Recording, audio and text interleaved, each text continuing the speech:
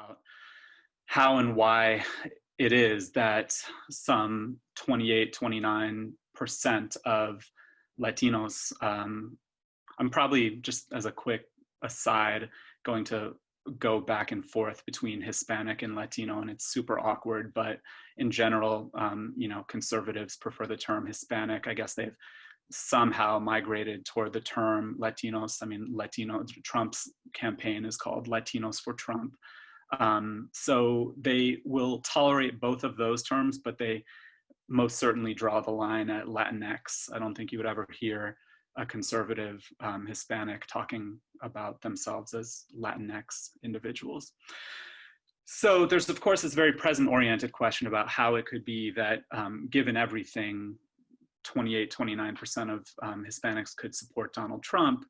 And that's a conundrum to be explained, but that actually has very little to do with how I came to the topic. I think there are some very personal reasons, and then some historiographic reasons, and even reasons having to do with how media have talked about Hispanic Republicans that led me to write the book. So personally, I feel like in some ways I've been having conversations with my, more like arguments, I guess, with my grandfather for most of my life about Hispanic politics. And he's half Colombian, half Filipino, born in Panama, and came to the United States at the tail end of World War II and joined the military, and then retired in Tucson, Arizona from the military, and then washed dishes at a golf club in Tucson, Arizona, and worked in the silver mines in the area. And he talks about how he joined the Republican Party, or not even joined the party, but voted for the first time as a Republican in 1980 for Ronald Reagan, precisely, or for the very specific reason that Reagan had promised to put more money into his biweekly paycheck. But then since 1980, over the past 40 years, he has gone on to embrace wholesale every policy supported by the Republican Party, from immigration control to welfare. So I was really kind of interested in this evolution of how people can, first how over a long period of time, people's connection to the Republican Party changes, but also how an individual can embrace a party for a particular reason, but then kind of come to embrace the party wholesale. So that's a kind of personal connection in some ways. I think, as I say in the acknowledgements, this is probably the second book I've written about my grandfather, and at least the second book really inspired by his life. And in some ways, I think the book is just kind of an ongoing part of our conversation. In historiographic terms, I think in some ways it kind of stems from my first book about the Arizona-Sonora border region. And I have a chapter in that book about a Mexican-American department store owner named Alex Jacome, who worked in Tucson for his whole life and was close friends with Barry Goldwater. He hated Cesar Chavez. He was a kind of union buster in his own store and claimed that his employees didn't need a union because he treated them so well. So he, was a Mexican-American Republican. And to find him in the archives, it was just surprising. And, again, I was in grad school. I didn't know a lot about Latino history. I didn't know a lot about history. I certainly didn't know a lot about Latino conservatism. But to the extent that I did know anything about Latino conservatism, it was that they were some of the people that Maria Cristina writes about in her books. And, they were Cuban exiles. And so to have a kind of Mexican-American Republican stood out to me and just made me want to learn more. So I think in some ways that was a little thread from my first book that grew into the second book.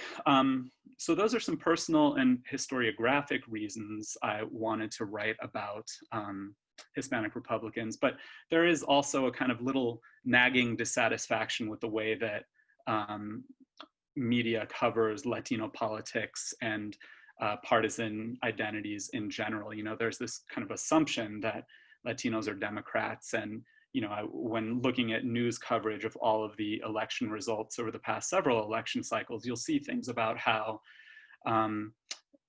ex-Democrat crushed ex-Republican 70% to 30%, or ex-Democrat beat ex-Republican by a margin of 2-1. So just the way that it was described in terms of like crushing defeats or 2-1 margins, and then descriptions of Latinos as overwhelmingly Democrat. I'm not arguing with the numbers. I think that the numbers are what they are: a 70-30 split, a 67-33 split, a 75-25 split. But the way that those numbers get described and then kind of very quickly dismissed and moved on from, to ignore 25 or 33% of an electorate, is to dismiss a significant percentage of a population, one that amounts to millions of voters. So, you know, my colleagues have often reminded me that like winning 30% of the vote isn't exactly a recipe for success. And I recognize that, and that changes more, and you know, that becomes increasingly true as the numbers grow or whatever. But I just, you know, I tried for a while to think of lots of analogies of, you know, in what other kinds of historical contexts do we ignore a quarter to a third of a population? I mean, that's a kind of staggering amount of people. So I think that is my reason, you know, my small dissatisfaction, maybe not so small dissatisfaction with how it gets covered in media or talked about. These are some of the reasons that I wanted to write the book. Just to give you a very quick overview, there are 4 sections of the book that try to kind of map out the arc of Hispanic Republican identity. The Hispanic Republican movement goes from the 1950s to the present, really. The first section is called Awakening. The second section is called Inclusion. The third is called Doubt. And the fourth is called Loyalty. And that, in some ways, I think just maps it out. The very beginning, in the 50s and 60s, it started as a kind of collection of individuals in different pockets of the United States, groups of Mexican Americans in California or Texas that supported Eisenhower for president. Same thing with Barry Goldwater. Goldwater had his Mexican American supporters in Arizona, his home state, also California and Texas. He also, you know, spent the years from 1960 to 1964 really kind of slamming Kennedy's handling of US-Cuban relations, from the Bay of Pigs to the Cuban Missile Crisis. So he actually appointed a campaign worker named Fernando Penabas, who was a very conservative columnist, a Cuban columnist who had gone to law school in Duke to work on recruiting Cubans to the Republican cause. But at the time, you know, in 1964, many Cubans still hadn't really naturalized, and they weren't a kind of force in American presidential politics yet. I think Goldwater recognized in them kind of kindred spirits and would work to bring them into, if not the party as voters, at least into the kind of ideological fold of the Republican Party. These were not kind of nationally connected movements at the time, and so that's why it was really about a moment of awakening and, you know, just the beginning of Hispanic Republicans experimenting with making arguments for why Hispanics should join the Republican Party. And they had to do with things like Democrats have ignored Latinos, and you know, they only come around every 4 years when they're looking for votes, but they haven't made kind of sustained commitments to Latinos. These are things you still hear.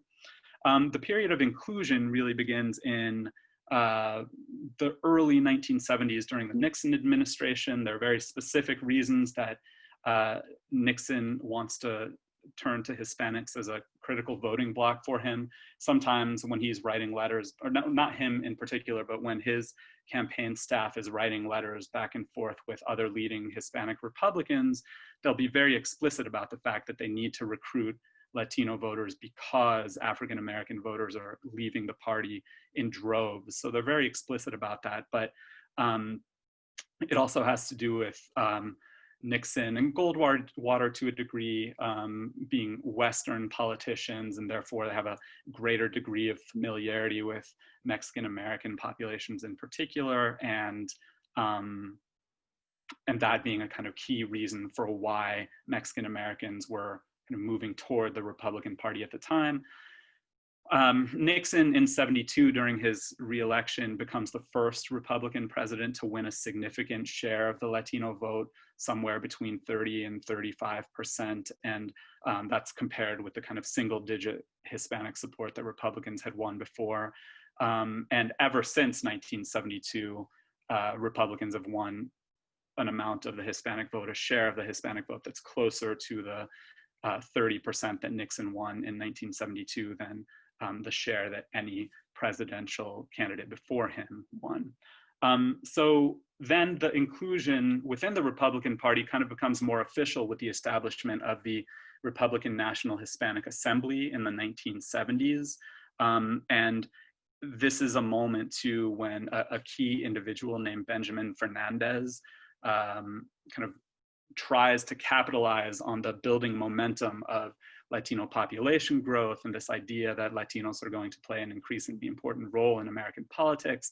He had been the chairman of the Republican National Hispanic Assembly and kind of used that to launch his political career and make a run for the presidency in 1980. He got creamed. He didn't do very well at all. And I can say much more about this character who I found fascinating, but I see him more as like a symbol of the rise of the Latino Republican movement more than, you know, a character who had real electoral influence or power or something like that.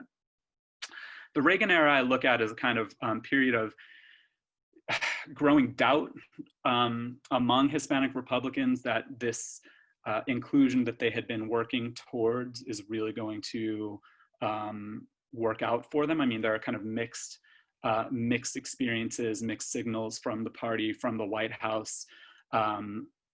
Generally, Hispanic Republicans didn't like the Immigration Reform and Control Act. They supported the amnesty provisions, but like most other Latinos, they did not like the employer sanctions, and for the same reasons that they suspected that the employer sanction provision would lead to discrimination against all Hispanics.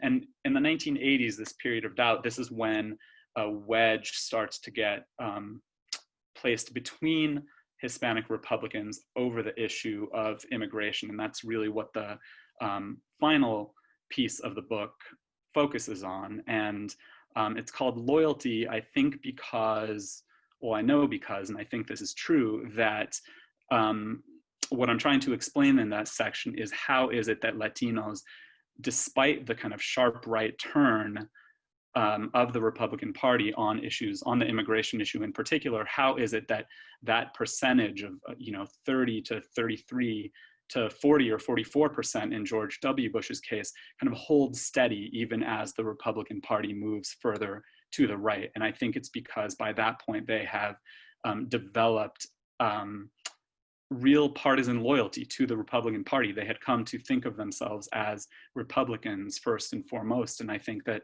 that helps to explain why they continue to support, people like Donald Trump. So